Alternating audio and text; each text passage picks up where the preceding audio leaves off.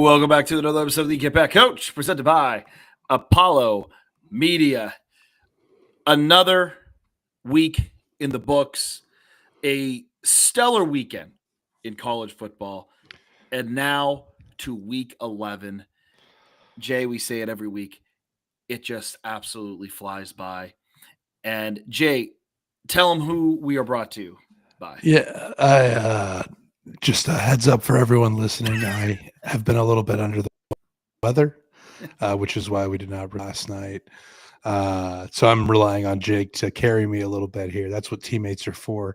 And speaking of teammates, we're super thrilled to have Battle Bets on board the Get Back Coach for this fall.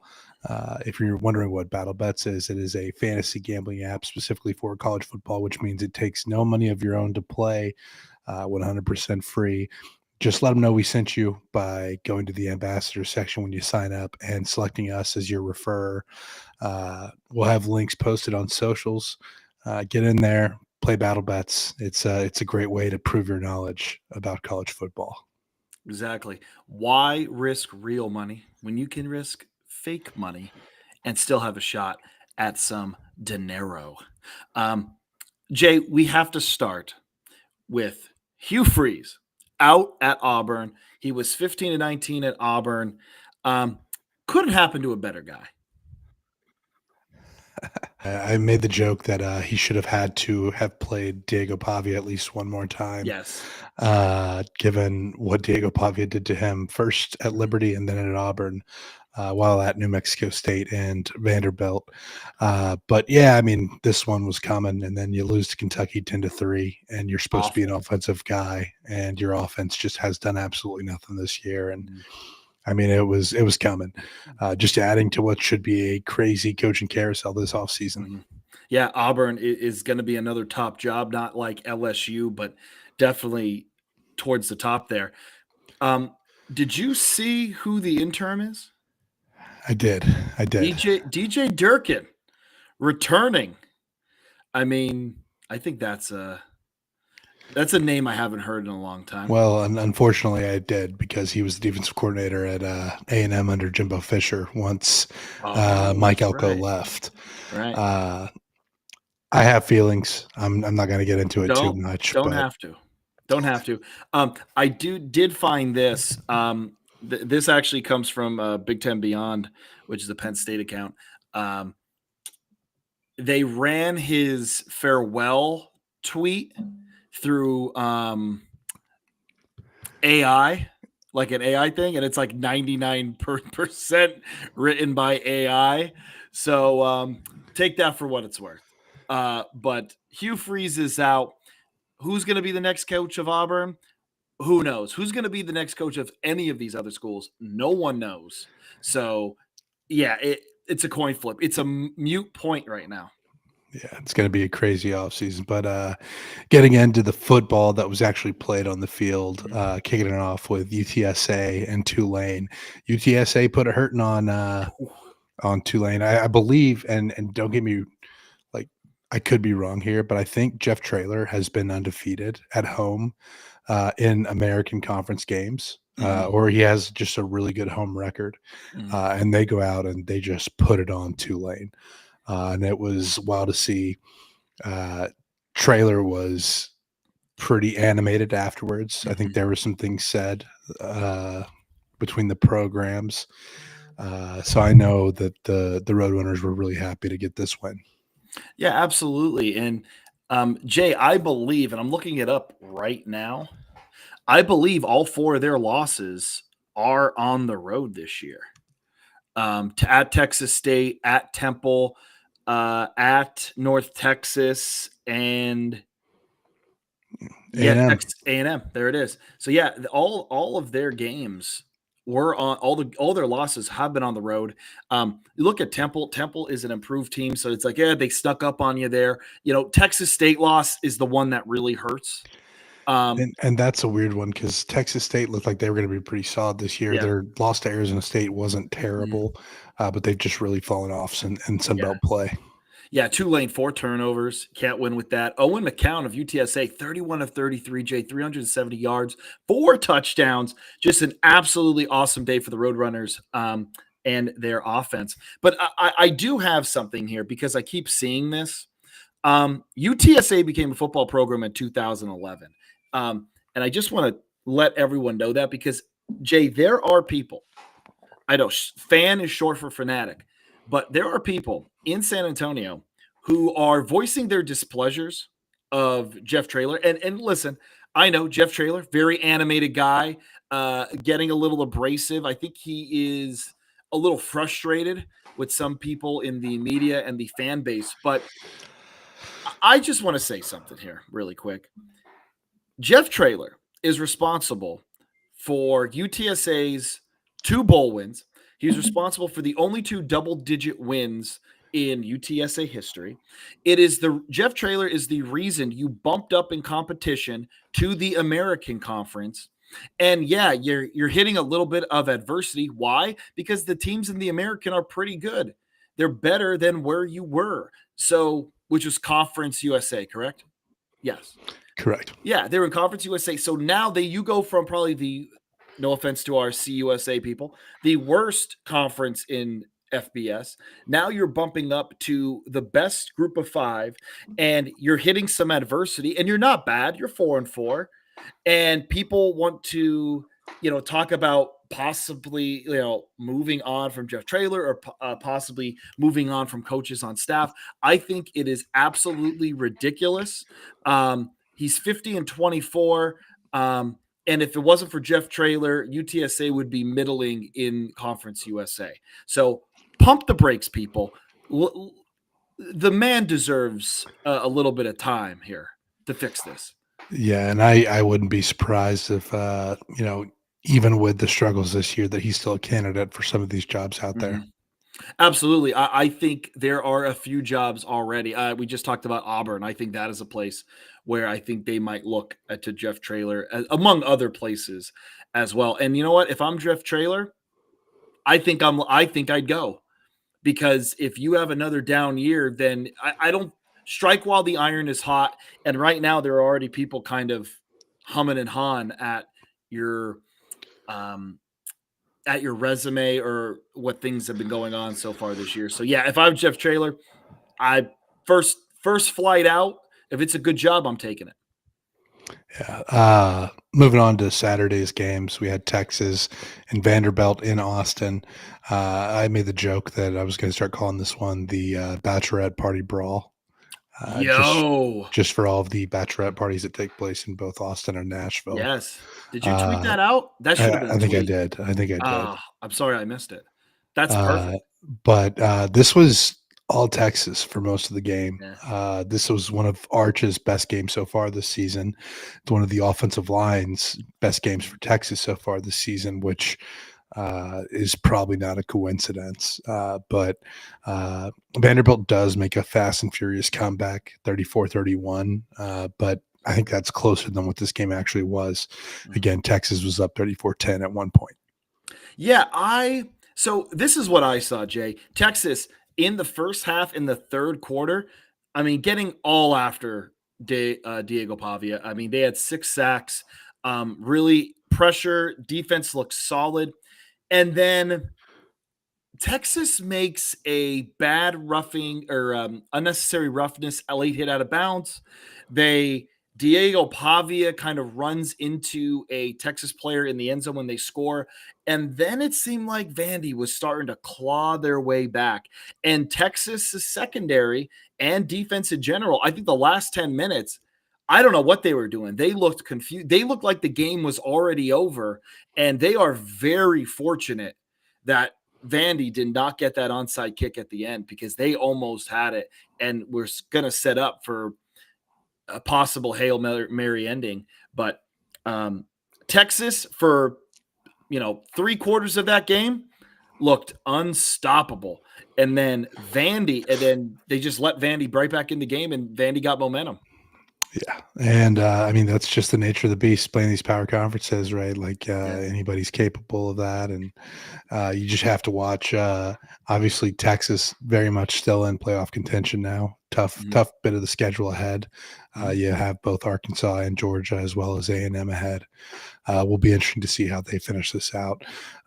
Moving on to SMU and Miami. SMU pulls off the upset, rushes the field 26-20 in overtime. Man, it feels like Miami again, just kind of slipping away Mhm. in the back half of the season.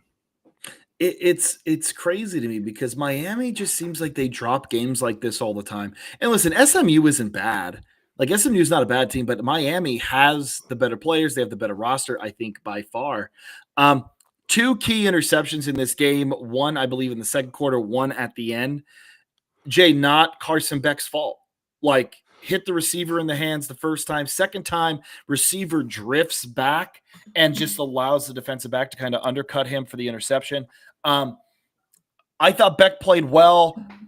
Listen, Jennings was, I mean, he was doing enough. I mean, they were 44 passing attempts for Jennings is a lot, but they couldn't run the football. And that's kind of how SMU stayed in this game. Oh, yeah. One last thing with Beck. Two interceptions, not his fault. Don't really love his response about his offensive coordinator. Seems it's kind of like I just do the calls on play. Like, kind of sounds like he's throwing his coach under the bus. Don't love that, but those two interceptions are not on him. But yeah, Miami just seems like they are always in these spots where they're just letdown games. Like, Yeah, I don't know. especially the back half of the season, and I think Yeah. it kind of goes back to what we talked about with Mario Cristobal and the game management. It just feels like it always catches up to him. But Mhm. moving on, the world's largest outdoor cocktail party, Mhm. Georgia beats Florida 24-20. This game's always, it feels like a little Dude, chaotic. Uh, I want to go to this game so bad. yeah, I'm sad that they're moving away from Jacksonville for a They'll temporary time after this right. year, but they'll be back. Mhm. A lot of big plays in this one, a lot of swings and momentum. It felt like I thought DJ Lagway, had his moments. There were some times where he struggled throwing the ball, but used his legs a little bit more than I think we've seen. And then Gunnar Stockton, I think, is a really impressive player. The way Mhm. Georgia was able to finish off the game, running the ball, was impressive. That's how you win games at the Mhm. end to really put teams away. And Georgia still has that in their pocket. Yeah. DJ Lagway, again, showed his moments. I thought he used his legs a lot better. He's just not running around. It's like calculated runs, like, hey, the lane's open. I'm not just running just to run. Um, Lagway underthrows that ball at the end. And I did see another angle that I guess the broadcast didn't pick up. It looked incomplete to me. Yeah. It looked incomplete. Like on the broadcast, I'm like, ooh, I don't know. But there was another angle that they showed, and I don't know if the referee got to see that, but it looked like it was not a catch. Georgia doesn't play their best game. They had some miscommunications on offense, but I mean, Florida, they're I don't know, they're fighting. Yeah. Like you have to give them credit. They're fighting still. And still a lot of talent on that roster. I know, and I'm excited to see who's going to step in there. Like I think whoever steps in there I think is gonna not saying it's set, but I think Florida's in a better position than people give them credit for. But yeah, always an entertaining game at the world's largest outdoor cocktail party. Yeah, and like you said, there's definitely it's not a complete set, but there are some pieces there for Mm, Florida to build off of. Moving on, sticking with the SEC, Oklahoma beats Tennessee and Neyland mm, 33-27. The defensive struggles for Tennessee continue. John Mateer had a better game, mm, probably the best game we've seen him since he's come back from injury. Uh, and I think Oklahoma's just better defensively, right? Like you knew they were going to get some stops, and you just can't trust the Tennessee defense at this point to get those stops. Yeah, I really liked how Oklahoma controlled the game on the ground. They had over 200 yards rushing as a team. John Mateer accounted for 80 yards himself. Mateer in the passing game, I don't think is still where the Sooners want him to be. Which with an injury to you're throwing hand. I mean, right. what are you going to do? But I think he looks better now than he did 2 weeks ago. Yeah. He's starting to get it back. But yeah, Oklahoma controlling the trenches. I know Tennessee. Jay, I don't know if you knew this. I defended Josh Heupel this morning. Yeah.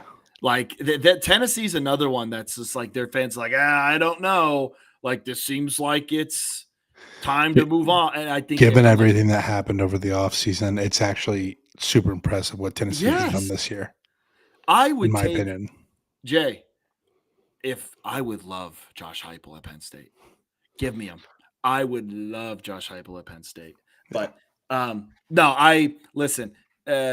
Oklahoma controlling the trenches. That's pretty much the name of the game. Tennessee couldn't get key stops. John Mateer's starting to look like himself.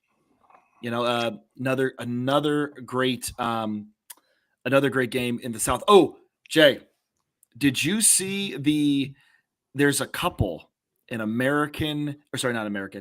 English rugby soccer couple that they're like going to all these games. I think I saw they went to Alabama game.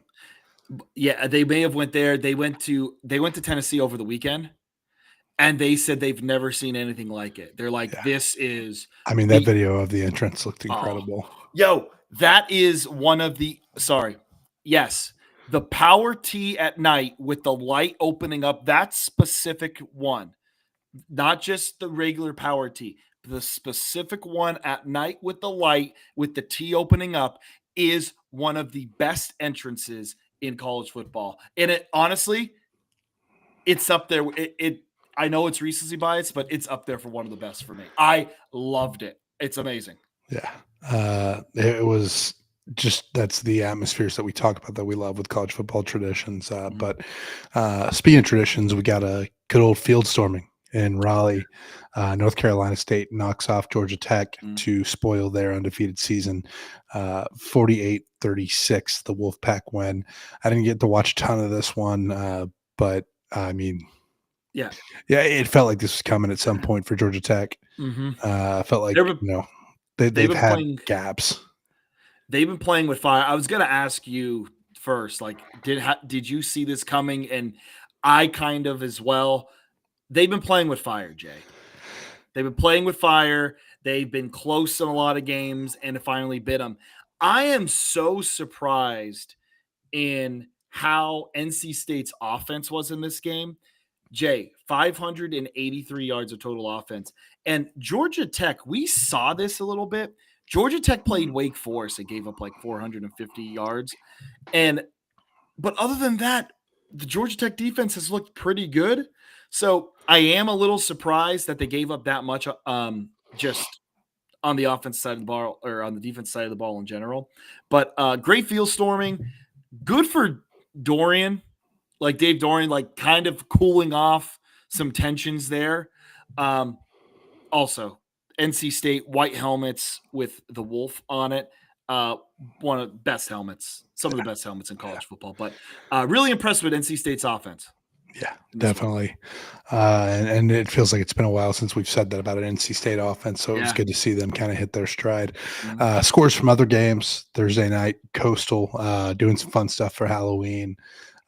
They got off to a slow start, but then they ended up bouncing back and just throttling Marshall 44-27. Yeah.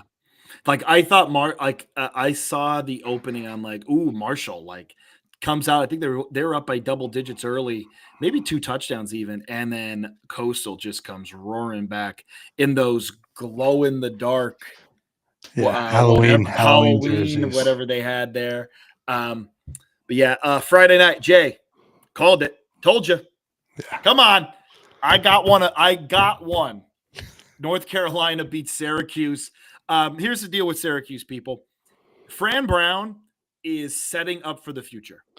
Yeah. These are freshmen and sophomores playing football, and yes, getting beat, but Fran Brown doesn't care because he believes that he is building something, and he is trying to get these young guys reps in real game situations. So, yeah, I'm not ready to throw in the towel yet on Fran Brown. I think I get his madness. Third season will be the tell. Mhm. Saturday games, Ohio State did end up beating your Nittany Lions 38-14. Yeah, this game is pretty much what we thought. I mean, maybe not for you. You pulled the money line out of the hat there It was to worth make the me. shot. I know. Hey, you would have won one. Listen, first quarter or first half, really close game. Penn State gets a timely fumble, punches it in 17-14. Jay, in the second half, we saw Ohio State starting to control the trenches, and then I think it was all over. And then on the flip side of that, you cannot cheat to Jeremiah Smith because Carnell Tate is going to burn you. And that's kind of what happened. Ohio State had a little bit more success on the offense side of the ball, and that's how we ended up with 38-14. I think Ryan Day called off the dogs with about 8 minutes to go in this fourth quarter. Yeah. So thank you, Mr. Day. Ole Miss. Ole Miss beats South Carolina. We again another game where this one seems right. The South Carolina offense just hasn't been able to get anything going. They did fire Shula, their offensive coordinator. Kind of felt like that one was coming. But yeah, Ole Miss is these are two programs on different trajectories right now. It just feels like South Carolina is really failing to live up to the expectations, whereas Ole Miss is exceeding what they've done. And obviously with Trinidad Chambliss, I mean, that is just a tough offense to contain. Yeah. Utah pummels Cincinnati in the Big 12 after dark 45-14. I kind of felt this was going to happen to Cincinnati eventually.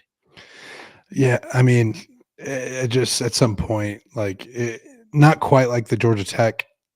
Like I felt like they were controlling games a little bit better, but Utah, Rice Eccles at night is a tough place to play. Yeah. And I feel like they're, still trying to prove themselves after the disappointment of last year. Yeah, Utah starts shutting down Cincinnati, and then I think it was game over. Then you're talking field position, you're talking everything else that comes with that. Yeah. USC beats Nebraska 21-17, and on top of that, it looks like Dylan Raiola might be done for the year, which is awful for it's a bummer, and Nebraska was competitive in this one, but seeing Raiola go down really hurts the outlook for the rest of the season for the Huskers. Yeah, it really does, and I'm a little disappointed. I thought USC would beat them a little more with Raiola out when he did. Like I don't know, I just thought that USC was going to control that game a little bit better. Yeah. North Texas ends Navy's undefeated season 31-17.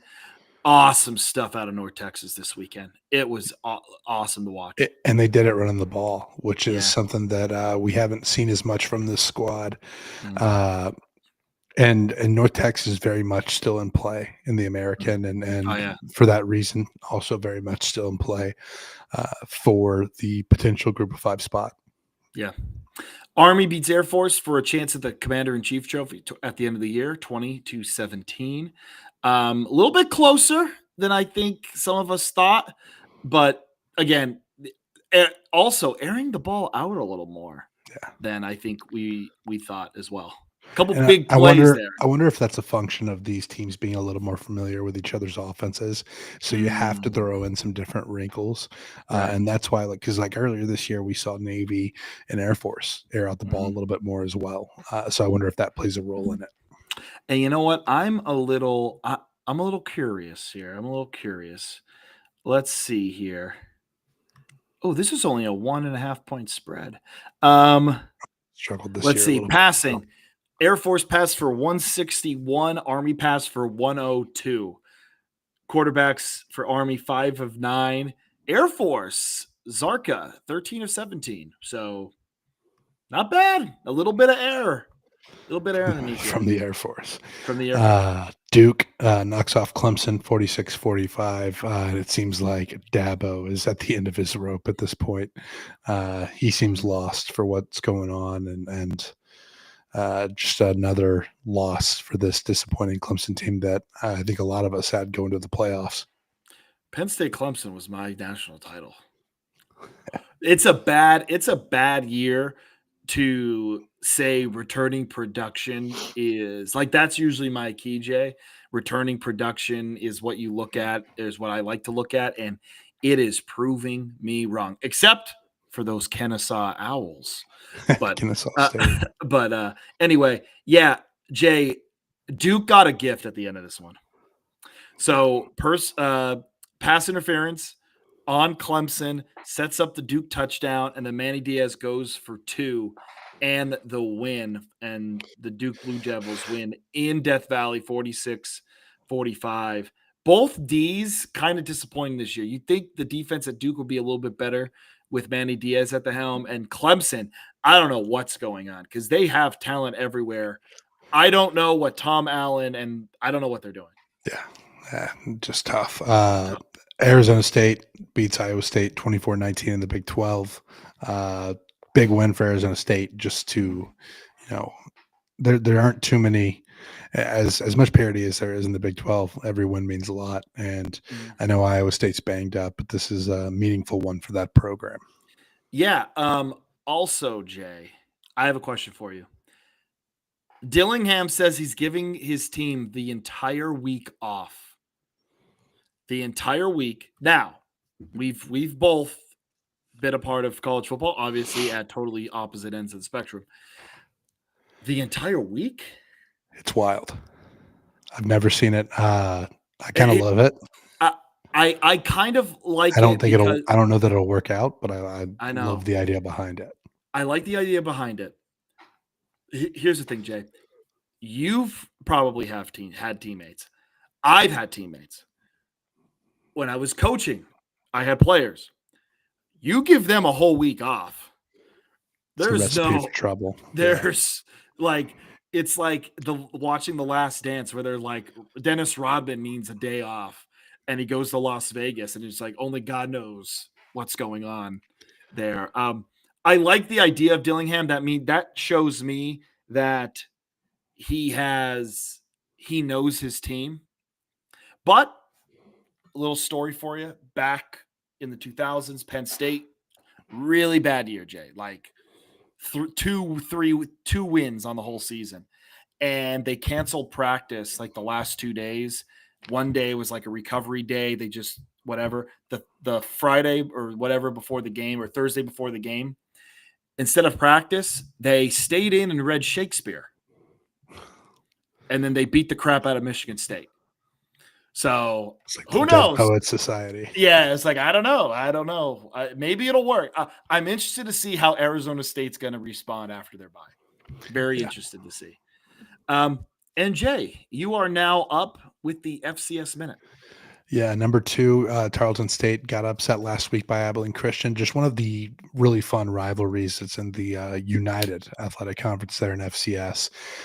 Big win for Abilene Christian, who is a ranked squad as well, but knocking off the number 2 team in the nation. Good feather in their cap. And then for this week, highlighting North Dakota State, number 1 team in the country at number 13 North Dakota. Great interstate rivalry, 1 p.m. Central Time on ESPN+, so tune into that one. Very nice. And now we get into our slate for the week. Right now, as we're recording, or in about 30 minutes. So if you're listening to this on Wednesday morning, I'm sorry, you missed it. You missed the Battle of the Bricks. Miami of Ohio at Ohio. DeQuan Finn versus Parker Navarro.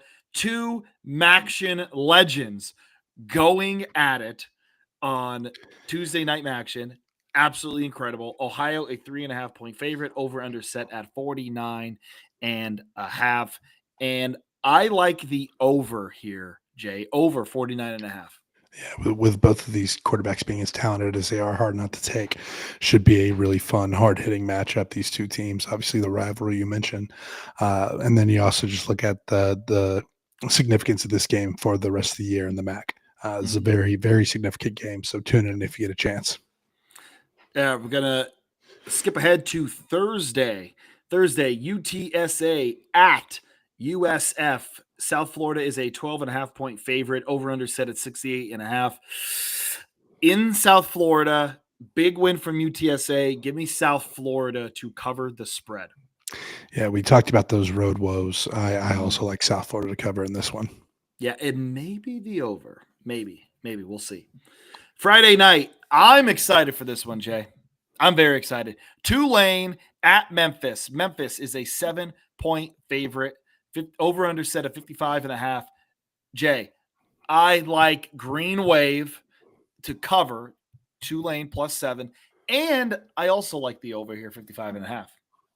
Yeah, this should be a really fun. We've talked about how tight the race is at the top of the American. Yes, Tulane just had a big setback on the road at UTSA, but this is still a very meaningful game as well. Going to be interested to see what the Green Wave does on the road against Memphis. I'm actually going to take Memphis to cover in this one. Oh, okay. Let's move on to Saturday at noon. Indiana travels to Happy Valley, or Sad Valley, as we're calling it now. Penn State is a 13.5-point dog at home. Wow. Over under set at 49.5. Jay, Penn State plus 13.5. You can book it. And also, Jay, this is me this week. Just because there's value there, and I believe we're sprinkling the money line. A little money line. Sprinkle the money line because I do believe Penn State can win this ball game. Indiana has had a little bit of trouble on the road, not really at Oregon, but at other places, their offense has been stagnant. Penn State is going to pressure Mendoza. They are getting better. These young guys that are filling in are getting better. I believe Penn State is going to beat Indiana and ruin their undefeated season because, Jay, Indiana is not, after this week, win or lose, they are not going to lose another game until the Big Ten championship. This is their loss, and this is the loss that they're going to regroup and say, okay, we're not as good as we think we are. This is their wake-up call game. Yeah. Penn State plus 13.5, and I like the money line. Yeah, it does feel like the Hoosiers are going to stumble at some point. I'm not riding with you on this one. I will take Penn State to cover, though. I love it. Oregon at Iowa. 6.5-point dog at home. Over under 40.5. I kind of like the under. I'm taking the under in this one. I think it's going to be a defensive battle. And when is this game? 3:30? I think it's a 3:30 game, I believe. And anytime an opposing team has to go to Kinnick, I mean, you're asking for trouble. And it's going to be dark. It's going to be dark after halftime. Yeah. Give me Iowa +6. You know what? Give me Iowa +6.5 as well. But I do like the under more. I like the under 40.5 more. BYU at Texas Tech, massive Big 12 implications. Top two teams in the conference at this moment. BYU still undefeated. I think Texas Tech hands them their first loss, but I do think BYU covers. Texas Tech to cover. Texas Tech -10.5. There you go. Jay, this is a big one for you. Yeah, Aggies go on the road. Number 3, Texas A&M at number 19, Mizzou. Texas A&M opened this as a 5.5-point favorite. It's up to 7 now. Obviously, Bo Prabula done for the year. So you have a new quarterback in. You wonder how that's going to change up the offense. I think this is going to be a low-scoring affair in Columbia. I like my Aggies to take care of business just because of the way this season has gone. I think that bye week after LSU came at a perfect time. You come back down to earth a little bit after the big win, set up for the end of the season perfectly. Yeah, I like the under, like you said, 48.5. I feel like, shouldn't this line be more? Like, shouldn't this line, without Bo Prabula, shouldn't this line be more in A&M's favor? Yeah. That's, I don't know, it smells to me. I feel like a lot of people are going to be pouring money on A&M because Prabula's out. So just give me the under 48.5. Yeah. This smells, because I think A&M should 100% win this game. Yeah. I hope so. Florida State at Clemson. Clemson is a 2.5-point favorite at home. I don't know. This is a battle of two really disappointing teams. Pride is all that's left to play for at this point. Clemson -2.5 because I hate to say this, Jay. I think this is a culture game. I think this is a game, and I think Clemson has the better culture. Florida State on the road. I know Clemson fans are frustrated, but I I don't think things are, because of all the goodwill Dabo has done, I think there's still belief in him and them. So give me Clemson -2.5 at home. Iowa State at TCU. TCU is a 5.5-point favorite. I like the Horned Frogs in this one because Iowa State's just so banged up in the secondary, and Hoover and company on that offense for the Horned Frogs are going to be a problem to deal with. I have no idea. I have zero read on this. Iowa State is banged up. TCU, I don't know. Don't know. So if I would have to say anything, I would say TCU -5.5. Wake Forest at Virginia. Virginia is a 6.5-point favorite. Is there a prop bet for this going to overtime? Since that's what Virginia seems to do here this season. Yeah. This is going to be closer than it should be. I wouldn't be surprised if Wake Forest jumped up and pulled off the upset, but I'm just going to take Wake Forest to cover. Yeah, what is Wake Forest's record? It's I think they're 5-3. Are they 5-4? 5-3. Who would have thought? Yeah. So Wake Forest playing for bowl eligibility. I know. Give me Wake +6.5. There you go. Because I think a lot of people are going to jump on Virginia because they still have the Florida State win. So give me Wake Forest plus the 6.5. And then the last game to talk about, LSU at Alabama. Obviously, this doesn't have quite the spark, but I actually think LSU is going to play much better football, much higher. Like they're going to be playing with emotion now that Brian Kelly's gone. Yep. I like LSU to cover in this one. I love LSU plus 10.5. I really love. I think they are going to come out fired up. I think they're going to. I think their coach got fired and they're going to play their tails off. And I think Alabama might be and DeBoer has had struggles against unranked teams, which is another thing to think about. Not saying Alabama's getting complacent. I just think it's like this seems like an Alabama's going to let them hang around. So I like LSU plus the 10.5 this week. There you go. And Jay, before you land this plane, I just want to say an absolutely incredible job. This is your flu game. This is your, pulling yourself up by the bootstraps and through the sickness, through the puffy sweat that I see beaming off of your face, that you powered through this episode. And I got to thank you, brother. Yeah, listen, you gotta fight through adversity. That's what it's all about in this game. But no, I mean, we appreciate each and every one of you who takes time to listen to the Get Back Coach, do all the things that help us grow as a podcast, 5-star reviews, like, subscribe, share with a friend, all those things that help us grow. YouTube TV, ESPN, get your shit together, by the way. Yeah. Because I was very. I'm already out.